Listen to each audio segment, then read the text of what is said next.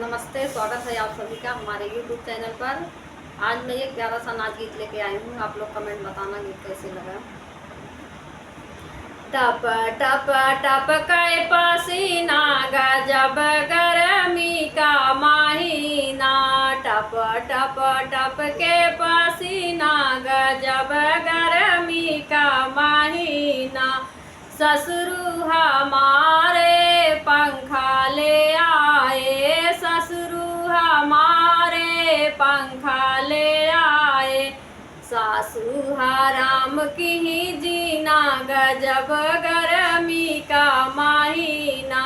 सासू हराम की ही जीना गजब गर्मी का महीना। टप टप टप के पसीना गजब गर्मी का महीना। टप टप टप के पसीना गजब गर्मी का महीना। जेठा हमारे कूलर ले आए, जेठा हमारे कूलर ले आए। जेठनिया लग कई दिना गजब गर्मी का महीना। जेठनिया लग कई दिना गजब गर्मी का महीना। टप टप टप के पसीना गजब गर्मी का महीना।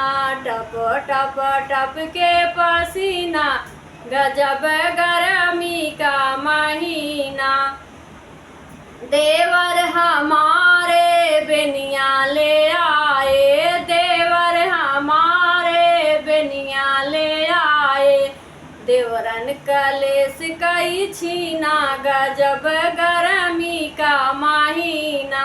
देवरन कलेस कई छीना गजब गर्मी का महीना।